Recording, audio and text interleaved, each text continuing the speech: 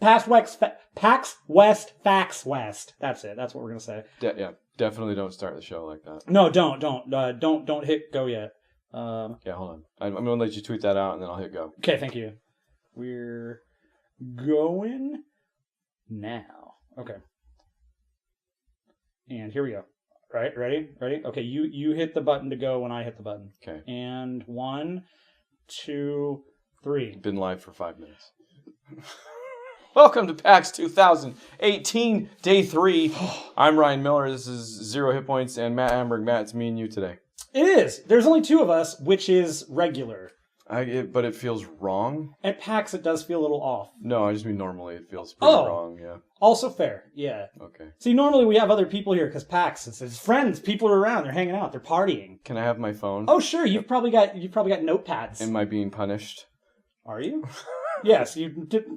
We are trying to talk to people. Have I been on my phone too much? Put your phone down. Okay. Okay, but keep your phone up because you have lots of notes. Put it on my knee. He just closed his phone.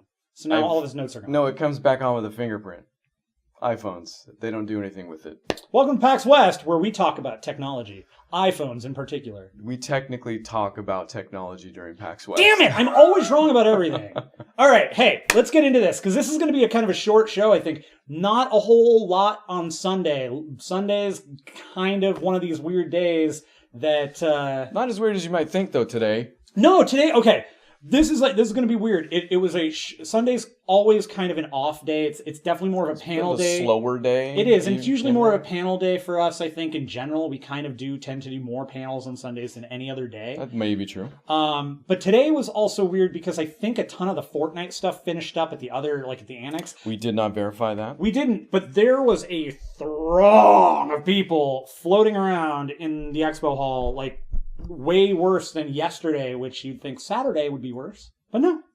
Sunday, the Lord's Day, brings upon a pox that is PAX. So you've been how long you've been carrying that one in your pocket? I'm infested and I've been incubating. In your poxet. Ah, there we are. Now we've got it. And we should probably close this down. So it was a little bit busier today than maybe we expected, but we did... Not that we didn't do a ton. We still did some things. We did. It's still going to be a fine show.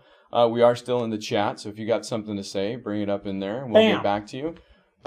We posthumous, not really, thanks to Baconator Gaming. Frankinator Gaming. When does the food get here? In about half an hour. Okay, we're going fast because food's on the way. And if it interrupts us, we may eat during this, and that's not going to be pleasant. We definitely won't eat during this, but my bad, I'm wrong. We will forego any activity for food. Yes, that's true. We're food oriented. So let's get So Frankinator Gaming, we're going to do this a little out of order because you already brought it up. Thanks for yesterday. The Frankinator Gaming of today, feel free to comment all you want. Yeah. We'll chat you up. We took your advice. We went and we played Inky and the Bendy Man. Bendy we and did, Inky yeah. Man. Stay tuned for that. Inkstar and the Franklin-tator. I don't remember what it's called. Inky and the Benderbird? Number one, you played it. I did. I'll let you work on that for a while. I won't remember it. Number two, we started the show off with my game of show. Blown away by this. Yeah. I did not get to see it, which aggravates me now because it's your game of the show. So I'm thinking I might go back tomorrow because we talked about it yesterday in that PlayStation is doing their appointments on their app. And you have to get in there. It's for PlayStation VR. They're crap. So you just choose your time, but I didn't get in, and they all filled up. Well, they have free play the first hour and the last hour of the day.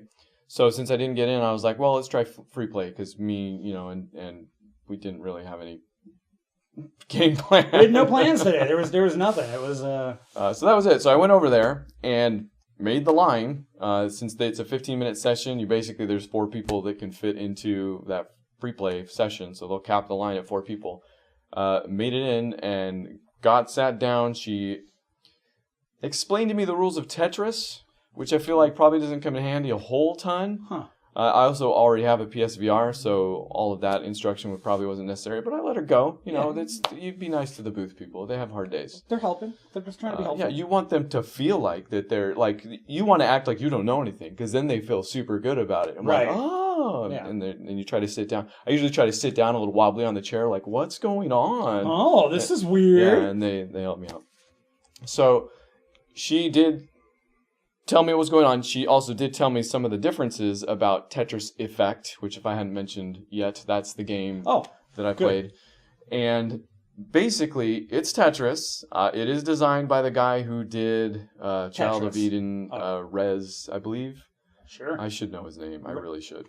His name is the creator of Rez. He's the guy that does all of your real good Japanesey rhythm-based music, games, right? So Keanu Reeves. Back of the box. I'm lost. Point Break. Okay. John Wick. I sit down, I start. It's a Tetris game. Yeah. And there's a meter that's going up. And she told me it was a meter and then later referred to it by its true name, zone, which was confusing. But basically, you get your lines going. Okay. Your zone builds up. Sure. And then you pause. You activate your zone meter, which pauses the game and lets you build up completions. So I can set up Tetrises, like 3 deep, like all this side of the screen is looking good. I got all sorts of lines that'll go right here. And then I hit zone, and the game will freeze while I complete them all. And then when it unfreezes, because it's on a time limit, you can build it. Each Tetris is a quarter charge. So 4 Tetrises, you get it all the way up. And you're completing lines, and then Contact.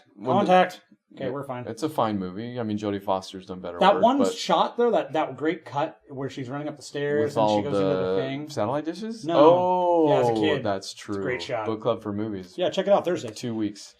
And if you hit the button to freeze it and pile up all these lines, it then takes them down all at once when it unfreezes, and you get the combo immediately from that. Oh, nice. Yeah, so that's how you're building stuff up and getting score and going like that. I still can't T-spin to save my life, but it's fantastic. It's Tetris. It's a competently executed Tetris, so okay, so it's thumbs up. It's PSVR. Yes. Is it actually 3-dimensional? Like, are you is it No. 3-dimensional, or is it just you're seeing it like a normal Tetris game? It's just you're not. In fact, like how do you explain the visuals? Because I don't when I believe hear there's PSVR, I'm any- like all over the place. any VR-ness about the graphics on screen. Okay. Except the surrounding stuff. Because like I said, this is made by that guy, and they have made a big deal of it. I forget what the word they use, synesthesia or something like that. Yeah, Synesthesia? Synesthesia is seeing sound. Right. Or seeing colors. And it's the Music. phenomenon that they've given name to of when you play games like Tetris, and this has happened to me with this game specifically.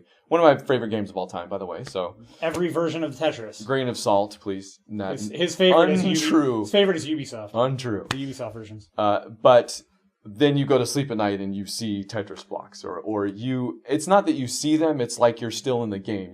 It's also something. That's to not me, synesthesia. Okay, I feel like it's. It might be in a roundabout way the name they're giving to this thing, sure, kind of, or it's the word they use to describe this thing that happens. I guess I can understand, because synesthesia is it's either you can see you get visuals from sound, like their colors, like you can see the sound of a color. Okay.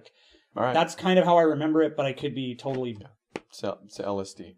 Yeah, except it's awesome. It's a great word to describe this game, because that's it's each time you're doing a line. Number one, it's got each time you're doing a line. Each time you're doing a line, man. This is the drug cast.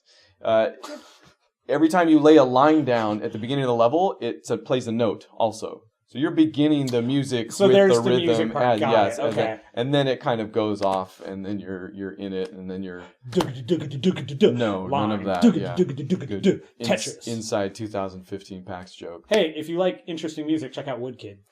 Is that the name of the band? Yeah, Run Boy Run is the song. In 2015, we waited in line to see It was not Dying Light. No, it wasn't Dying Light. It was Dying Light was the one playing it. Correct. And it was right next to Batman. And there was something else there. I think it might have been City. Was it Evolve that was there? No, it was No. But we waited in line. It was Battleborn. It was Battleborn. I don't believe I ever waited in line. We for Battleborn. absolutely right. waited in line wait for in line Battleborn, for and I'm 19% sure. I'm upset you brought that up. I'm disappointed in myself. But actually. that song, because they had a trailer playing above their booth, which was next door, just kept playing on a loop. So we just dug it. That became a fun joke 2015 reference for us and nobody else.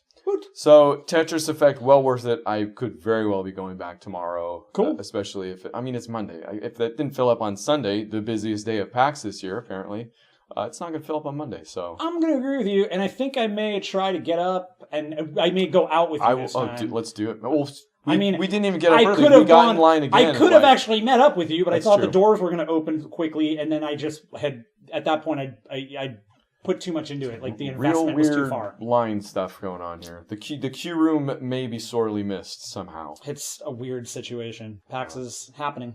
So that was Tetris Effect. We did get a couple non-game things in. Yeah. We saw them taking pictures of...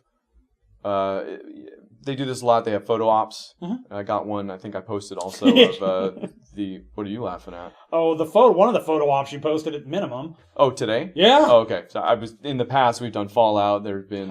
yes. In, was it The Evil Within? I think I made the video game cover. Yes, you did. And you also wrote a dinosaur. That's true. That was a good one. Dinosaur year. Actually, that was 2 years. So, but I only wrote it the first year. I didn't do the second year because...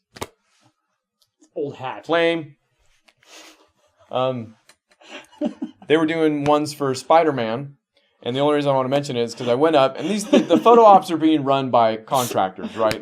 I know because I am one. You are one. That's how we have a podcast. Fun fact, I am the one who created all of this. He doesn't actually want to be here. I pay him. Is that a fun fact? For one of us. So I went to talk to the guy, and the guy's running this booth. You're lucky if you get one that cares enough. Yeah. So I feel like this guy is just a diamond in the rough. Like, whoever hired this guy to do their Spider-Man photos, good job. I don't know if he was purposely dressed like Peter Parker. Oh, yeah, he definitely was. Okay, he had a right. photo there was a photo in his loop, and he was definitely dressed as Peter Parker. Well, I get in there, and he's coaching people, so I get in there, he's like, all right, what are we going to do? And I'm like, I'm going to look dumb. And I don't know how much they're paying this dude, but crestfallen. Like, they should be paying him more, because that he would be so invested that when I said that, he became sad to the point where I was like, no. Not because this whole thing is dumb. You're a good person. I'm going to make a dumb face. And he was like, oh, okay, let's do this. And then on board. So, yeah, check out the picture. I made a dumb face. It's real good. He's Spider Ryan. Ryan Man.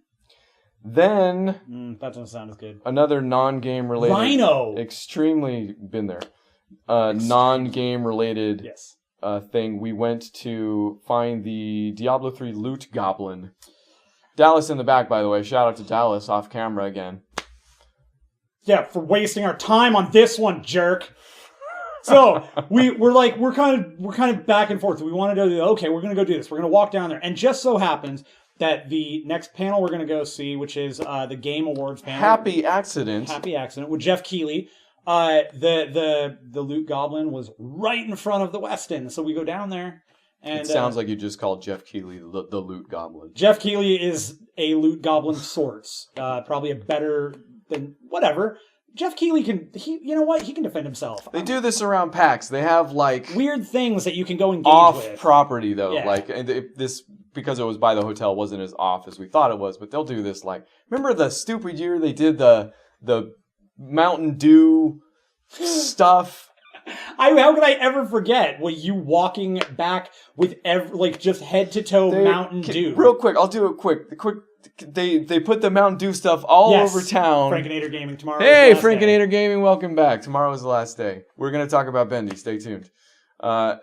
They put them all around town, just like they do this PAX XP thing, but way out of town. Like there was rumors that there was stuff down at the Space Needle. Sure. And if you scanned them, you built up your Mountain Dew bucks, and then you could spend them towards the end of the day. And they were giving away, this was when the Xbox One was coming out. It was coming out, yeah. So yeah. They were giving out an Xbox One, yeah. And it seemed achievable. It did. Like they made it seem achievable. Well, it turns out all these ones they put out at the Space Needle were for like thousands of dollars. Because then you go to the Mountain Dew event at night, and it's this weirdo rave in the middle. It was so stupid, during honestly. a auction.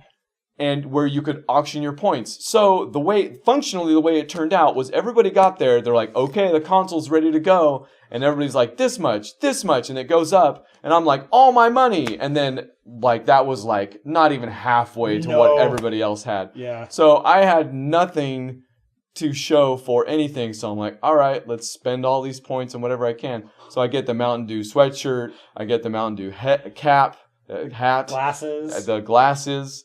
And I walk home just decked out in Mountain Dew, telling strangers to do the do. Do the do. And that was, I mean, worth it in its own way, but just so disappointing in many others. That's that story. Loot Goblin.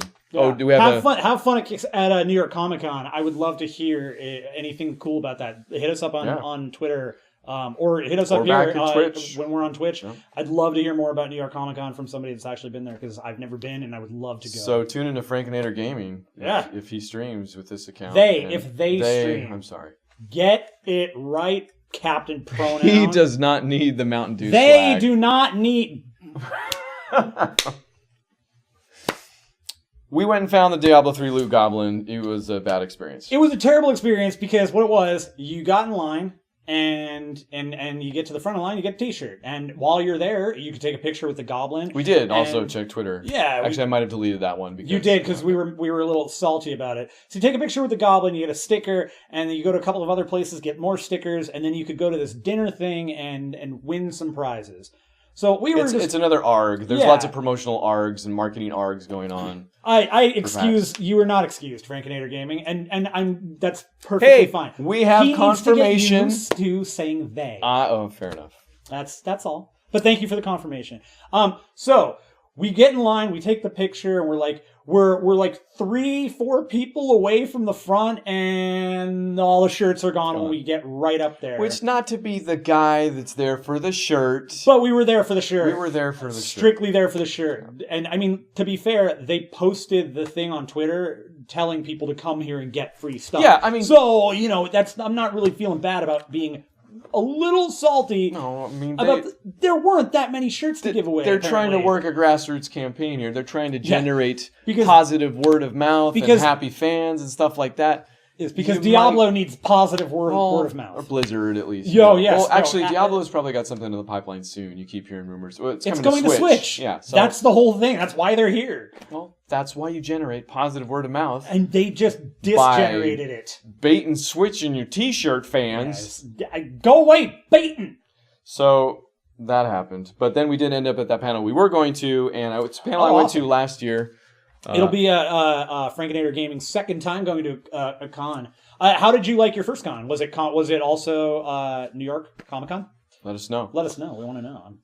I'm interested. Speaking of semi-cons, though, this panel we went to was one I went to and probably talked about last year with Adam Parkin. We missed Adam. And apologies to Adam, who gracefully and just of a large heart fully... Words are getting rough at this point in the game. Provided many pictures for us to put on an iPad like we did last year. Yeah. I traveled a little bit light this year with some different plans, so we appreciate the pictures. We'll post them all on every social media site we can sign up for. Actually, you know what? I've got a great idea. Let's go ahead and when we're finished up with this week, let's just go back to the episodes and just post a picture for each day. Oh, okay. Yeah, all right, there you go. Just right on the website. Frankinator Gaming went to Too Many Games in Philly. That's awesome. I don't know what Too Many Games is. I've never heard of that. Is that...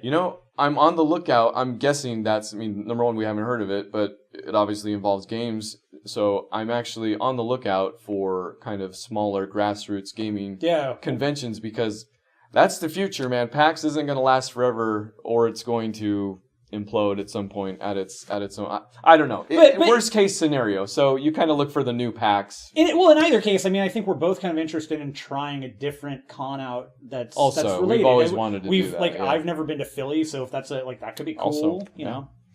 So that's that. The Game Awards panel with Geoff Keighley, headed by Geoff Keighley, hosted by Geoff Keighley, is a way for him to get a couple announcements out about the Game Awards. We know it's happening December 6th, but also we get lots of behind-the-scenes info, and he asks questions from the audience because he's always kind of retooling that thing and likes to know what he can do better. So, I don't know, the Game Awards itself, I think we said everything that needs to be said. We don't need to recap that. I think the takeaway from that for me was I've never actually really I am very familiar with who Geoff Keighley is. I've never, outside of seeing him at the panel here this year and the panel 2 years ago, I think we saw him at one, and then at the actual Game Awards, I've never really I've never seen him on a smaller scale. And I don't remember seeing him even 2 years ago. I'm not sure. I could be conflating. Or talked to him for 30 minutes afterwards. I've never spoken to him in person, and we had a really great conversation with him about interesting ways to update the Game Awards. And more than anything, I think what I really appreciated about him is that he is very, very receptive to feedback. And he you could see him like the hamster wheel going about, okay, that's a good idea. How could that work? And it was kind of fun because there were a number of comments made in regards to things, and we were able to tie in a multitude of comments into a thought process that Ryan and I kind of built up, kind of whispering to each other during the thing, and actually explain it to him in a way better way than I'm doing it right now. And we had a back and forth. We had a really good conversation. It had to do, and I'm sure we've covered this before, the difference is kind of between film, or maybe the actual Oscars and the Game Awards, right, and how they need to be different. I believe the question was something about, is the goal to make, and we definitely have talked about this, the Game Awards exactly the Oscars of video game awards, which is the thing, is the quote he shares from New York Times. It was a good conversation. It's two different industries that have developed in two different ways that begat two different award shows for a reason, essentially. But yeah, stay and talk with us for a good long time, and we will see him December 6th. I had the question, I haven't checked the headlines. I'm hoping there's headlines somewhere. But I asked him if Joseph Ferris was going to be there again this year, because he had the funny outburst, and it was fun to hear him comment on it as well. Yeah. Geoff has a great outlook on it too, because again, and I'm sorry to interrupt you, but we were at the Game Awards when Joseph Ferris went just bananas, we were feet away from him. Like, we could see the faces, and for the entire time we were sitting there, we're like, okay, is Geoff mad about this? Is he not? He never looked mad, but he looked very confused about what was happening. Like, why? A lot of geese in here, and I just remember him looking at the floor smiling, like But yeah, he did confirm Joseph Ferris is going to be there again this year, so we'll see what happens. And he doesn't have a game coming out, so I'm even more interested to see what he's going to do. Too Many Games is a board game, and I love Fair enough. That. I could actually have a ton of fun with that, because that would be fun, because we come here to. Sorry, I'm going to interrupt you. Yeah, do. No, I'm done. I interrupted you. Okay, thank you. Continue. Oh, is that how it works?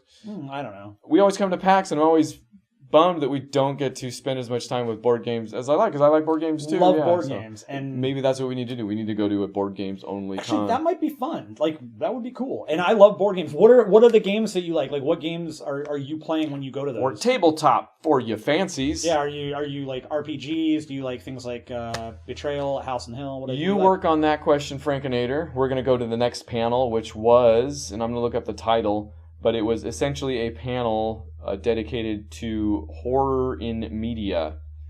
And we were in that panel for a minute. We were. I thought you would enjoy it, and at the beginning, and I got nothing really against Chris Straub and friends. No, I like Chris Straub a lot. I mean, I had no problem with any of the people that were on the panel. That's also true. Yeah. But I kind of got the feeling, and you can't dislike something for being something that it's not, so it could very easily be what's going on here. Indie horror. Love Indie horror. Oh, man. Talk to this dude. Yeah, I love it. Frankinator. Well, I guess we should have guessed by the Franken name. Well, I mean, could have just been a huge fan of hot dogs. I don't know. Oh. Aren't we all, though? Ballpark. How do you distinguish? It's impossible anymore. But, yeah, we sat down and I was like, you might be able to school all the guys on these panels. And very modestly you said, oh, I don't think so. And I didn't think so. I was legitimately like, there's no chance these guys are everybody is smarter than me. I always assume. And I was eating, so I left and came back. And by the time I came back, you were like, okay, maybe. There was some eye rolling with, again, it's horror is interesting to me for a variety of reasons. The probably honestly the least of which being that it has that people have really different perspectives on the various kind of horror. You kind of like, horror is unique, I think, in that when people like comedy, you can most people like most comedy. You don't find a ton of people that are like, I hate every slapstick movie. And there's always one or two in there. But horror fans, man, there are people that I hate gore. No, only psychological thrillers, only ghost movies, only this. Drama, like movies are not, I feel like other genres don't have as many subgenres underneath them to just be angry about. Sure, yeah. And it's probably what draws you to it in a way. It might be, because I'm a very angry human. But it was called, by the way, Scared Yet, a discussion of horror in media. And I think what bummed me out about it, and we did leave early because it just didn't seem to ever get to the horror in media. They kind of talked about playing some games. They talked about personal experiences. It was more about personal experience. But there was one panelist, and I would tell you her name if it was listed here, but it wasn't. It just says Chris Straub and Friends. It was one of the friends. It was one of the friends. She's an author. She is an author. She's an author. She appeared to bring it back, too. She kind of had more scholarly or... It was funny because she was more academic. Her thought that was process, it, yeah. I think. And also, and I'm sorry, I'm cutting you off here. No, let's just keep doing it. A part of it, I think, with her was also that she kind of came out and said, I don't really like horror movies. I kind of am getting back into watching them, but I'm not huge into them. She's more scared of things in her own head and things that she builds up. So I think she because she's an author, I think she's a little more academic about where she comes from, and so she has a different thought process maybe. And they said some interesting stuff. For sure. A lot of what she said was interesting. There was a cool thread that lasted not very long about how horror and comedy kind of relate. Yeah, and that's 100% agree with him on that. So, but yeah, we didn't end up staying for that whole thing. But worry not, there was more. Indie horror and other games. And other games, Frankinator. Love it. Then we played Miss Pac-Man. We did play Miss Pac-Man. You won! I beat Matt at Miss Pac-Man. You did. Why do you think I have to mention it? No, I get it. Okay. This is one of these weird things. I'm okay. I'm certainly not great at it. And okay? Frankinator, we were going to Bendy in the Ink Machine. This is on the way, by the way. So we I years ago I mentioned to Ryan, just kind of in passing, we were kind of talking about games that we love, and Miss Pac-Man is my all-time favorite game. Just period, bar none. There's nothing nothing is ever gonna exceed that. And it is I fully admit it is the kind of hacked version of it that I prefer. I prefer the speed chip version where everything moves faster, shoots faster. Yeah, it wasn't that. And it was a standard version. It was a standard version. Also, it was it wasn't an original cocktail. No, they're using the emulated boards, but it's the exact game. It's there's nothing wrong with it. The stick felt great, by the way, which was cool. They felt new. Yeah, it was a new cocktail. It was table. definitely a new cocktail table. Yeah, recently built. But my favorite game, and I think it was 2 years ago, we were at PAX, and there was a booth that had just a whole bunch of classic arcade games, and Ryan had never seen me play Miss Pac-Man, and I just kind of was going, and I kept going, and I kept going, and I kept going for a really long time. I had a really good game, and that was... Which is most of his games, is what he's trying. It's not at all, but... You're right, there's been one! There's one! It wasn't great! And you won, and I'm proud of you. Thank you. That's all I asked. It was fun. It was really fun. It was one of the funner moments today, actually. I legitimately have never actually played two-player on a cocktail table. Like I've been at one, but I've only ever played one player. If I got a cabinet, I would get a cocktail. That's the thing. I obviously like both, but something about just putting my burger down right there. No, that's my ultimate Christmas gift thing is there's a. It's exceptionally expensive. It's between $1,200 and $2,000, and it ranges. It's a cocktail table that is Miss Pac-Man and Galaga. That's it. Beautiful. And it has with the speed chip. It has the option to turn the speed chip. Oh, nice. Wait, this exists? Yeah. Oh, you can get it off of Amazon actually. Wow. Okay. Yeah. Things not to tell me. Yeah, too late. And then we made it to Bendy and the Ink Machine, Frankinator. Bendy and the Ink Machine. I played Bendy and the Ink Machine. I 100% agree with a lot of what you said. I didn't get a ton of time with it because is not... You continued a game that was already in progress. I did, because that game it's beautiful. I love the feeling of it and the sounds that it had going for it, the atmosphere. Tell me about the sound, because that was the one thing I didn't get. I watched you play, but the headphones... It was great. There's you can hear your footsteps on the ground, and it's cool because like the whole building feels very much like it's wooden, and it's like you're hearing things, and there's ambient sound, ambient noise when you turn on the reel to reel. It's got a real classic reel to reel sound. Is there any music or? I didn't hear any music. Okay. And I don't know if that was a setting, if it's just part of the game, but it was a first-person game, and it's you got to get close to things and they'll light up, and you can interact with them in some way. And the part that we were at was I had to walk around the studio to find a bunch of items and place them on pedestals. I'm guessing it's the first episode that's available at the moment. I'm thinking so. I like this game. I think my wife is gonna love it. The art is great. Like I said, it felt pretty good. I think my only meh issue is that there's a little bit of motion blur or something, and maybe it was just because of how close I was. Which demos at PAX, I'm often kind of a little. It gets a little. This is at the Xbox booth. Demos. So I'm like right here on the damn TV. Well, yes, you're very close. Also, it's more of a universal like. If you're going to a developer or a dedicated kind of demo, they've got stuff, or should, unless you're Darksiders 3, to a T. I'll be right back. Okay, food boy. That game was okay. That game was beautiful. I think so the motion blur was a thing. The controls felt a little stiff. I don't know how big of a deal that is with this game. I don't know how much action is actually there. Like, is there any actual like? Well, there's no action in what we played. Let's say that. And so Frankinator, maybe you can help out here. Is there actual like back and forth with other characters where you actually have to be able to move around and do stuff, or is it very much so just? And by I don't mean just as reductively, but is it mostly a puzzle game? You come up with that, Frankinator. Like, because it felt very missed to me. Yeah, I was going to say maybe talk about your experience with the puzzle aspects. Up or down on those? Great. No, okay. I that's a cool game because it is like walking around a 3D Cuphead. Like you're walking around in a 3D Cuphead world, and that's awesome. It's not as bright as Cuphead. Are you trying to turn a yes into a yes? I'm turning a yes into a definitely.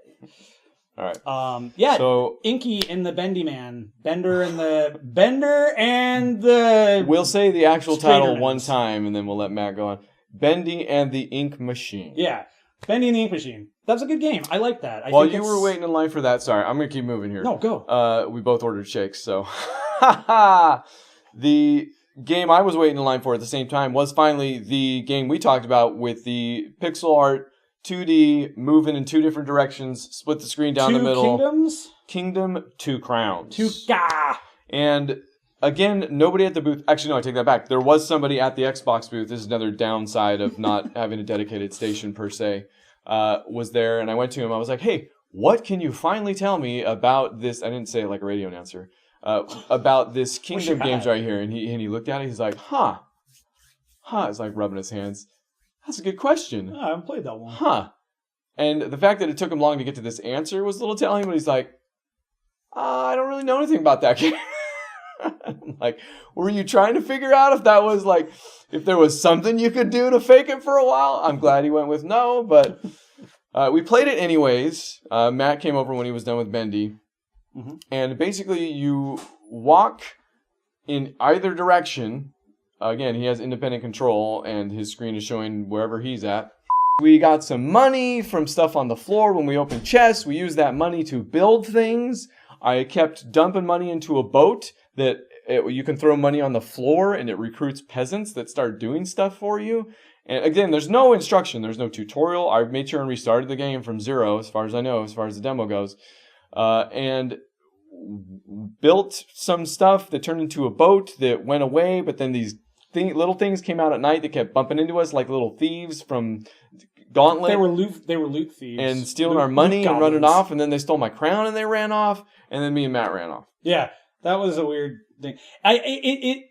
As soon as you explained to me that you have to hold the button to use the coins to like upgrade things, it automatically was, oh, this is like a strategy game. It's a tower defense game. So you got your head around it real quick. We'll talk about this also real quick, but we ended back up at the Indie Megabooth, mm-hmm.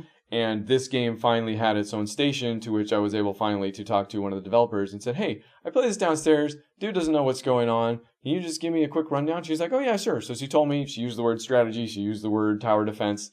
It's basically that the boat I had built was to get us off the island. We were on an island. You can get to numerous islands. So I don't want to sound like we're down on it. I actually really enjoyed it. I think you need to play it with a certain type of person and be in a certain type of mindset, because it is very much like you're learning as you go. That's a cooperative game. That's going to, I think for me, it feels like a slog. Well, it's very different. Very different, yeah. I just totally I feel like, to me, that was a fairly unique take on that genre. In a way that won't be for everybody. Yeah, it's not for me. I did not enjoy it terribly much. Well, that was that. Not terribly. Then we went back to UFO 50, and shout out to the tweeter. Matt, did you go play UFO 50 while I look up the tweeter here? I did not. I watched some people play another 3 or 4 different games on it. Was one of those persons me? It was. There was another person that was also playing games. At Glove the Glove 1 on Twitter, I believe probably the same person that commented on our YouTube video of day 1. Sure. I think we did that on day 1 or day 2. Yeah. We did it. It was day and 1. I went back to it because I was like, shoot, that game. Up on it when we talked about it. Up on it now. I played only single player games this time around. And according to that weird astronaut game was kind of cool. Was that Barbuta? Maybe. The first one I played, I just went in order. First one I played was Barbuta, and no, I know what you're talking about. You're thinking of Planet Zoldath. Planet Zoldath. That was good. I like that. It was that top-down thing, and you had kind of a Zelda RPG looking thing. Yeah, it was pretty cool. It was fun. Like there's a lot of game there. By far the standout that I played though was Mortal, Mortol. But you get to play a guy that by pressing a button, it comes in from an airplane. You have 2 buttons. You have 3 buttons. Actually, I found out later. You can jump, and you can press a button that literally just sends your body sailing across the screen. You become a nail. 2 like spear-like stick in any wall that you hit, to which your body stays there, and you can then use as like a stepping ladder or whatever. You can make floors with them. That is probably my favorite game. It's even really out of the 2-player. Yeah, that's fun to watch. And it turns out you can make your body explode. Mm-hmm. So some of those walls you went into, you could press up and a button, and it would. By the way, I'm playing on a different station this time that was using straight up reproduced NES controllers. Yeah. And yeah, super fun, that thing. UFO 50 altogether. The other game I played was Bug Hunter. Do you remember that? I don't. That was when I was watching. I was actually watching the other person, and they were playing some weird game that was like there was some like ball being shot out to one person, and then they were basically playing Pong with it. Okay. Oh, that's right. They were both like ninjas, though. Yeah. Yeah. Okay. Yeah. Don't remember what that one was called. Pong. It's gonna be. I'm looking forward to playing them all enough to remembering them by name at the drop of a hat. That'll happen. All 50 of them. And then we did go back to, that was the Indie Megabooth. That was it? Yeah. But we went to the Indie Megabooth panel after that, because our good friend Keighley from Spawn On Me, who we did talk about, I don't know why I keep trying to put my phone on that table across the way. Can I just give it to you? Sure. Let me be in trouble again. Can I have my phone back if I'm good for the rest of the podcast? Yeah. Thank you. Just stay. And they nailed the panel. It was full of panelists that were amazing. And can I look at my phone to tell you who the panelists were while you tell us about your experience with the panel, Matt? Yeah, panel's great. Khalif, go check out Spawn On Me. They're an awesome podcast. They've got all sorts of great stuff going on. Panel was great. Abby Heppy had a lot of great information, and all of the panelists did. I think Abby Heppy had some maybe a little more information, a little deeper on some of the stuff because of the fact that she has been working with really large publishers and really large developing houses for the past 10 years or whatever. But there was also she was with Respawn. Now she's with Media Molecule. Right? And then I can't remember the other guy who was there who had been so working at panelists Bethesda. include Kelly Wallach, CEO of the Megabooth, Indie Megabooth, doing her stuff. Yep. We already talked about Andy Heppy. Chandana Ekanyake, sure I said that incorrectly. Mm-hmm. And Julian Quijano, I'm sure I said that correctly. Yeah, does sound right. And he was with Beautiful Glitch. Anyways, so those are the panelists. They all had real great stuff to say. They did. It was a good panel. It was maybe the best panel so far. Yeah, I would actually say I would agree with that. I think Spawn on Me was good. Spawn on Me was great, but this was a really good panel. Kelly, this was one of those like academic. I felt like this was reminiscent of like my first PAX where I went to only panels because I didn't. Not that I didn't know how to PAX, but I was. You didn't know how to PAX. I didn't know how to PAX. Yeah. Yeah. This was a good panel. Kelly had really good information. She had a lot of really cool stuff to say and really fun stuff to say about how the Megabooth has grown and evolved and where they look at things. Leave it alone. I tried to put my phone on the thing. It was good. It was a good panel. Where you can tell we're hungry. The food smells good. And we went to one more panel. It was Giant Bomb. It's Giant Bomb. If you've ever heard Giant Bomb, you know what to expect. There you go. It was funny. There you go. Okay. That's PAX Day 3, 2018 West. Not necessarily in that order. I'm Ryan Miller. This is Matt Amberg. We'll be back tomorrow for our last day and final coverage. And we'll look at the camera for this last little bit of the show instead of myself in the laptop. And if you have anything, you can find us on zerohitpoints.com. You can find us on Twitter, Facebook, and tell us whatever you want. We'll bring it up tomorrow. That could be the show. Look for us on Twitter at 0_H_P, not the at 0hitpoints. But yeah, we'll be back tomorrow with some final thoughts. Bye.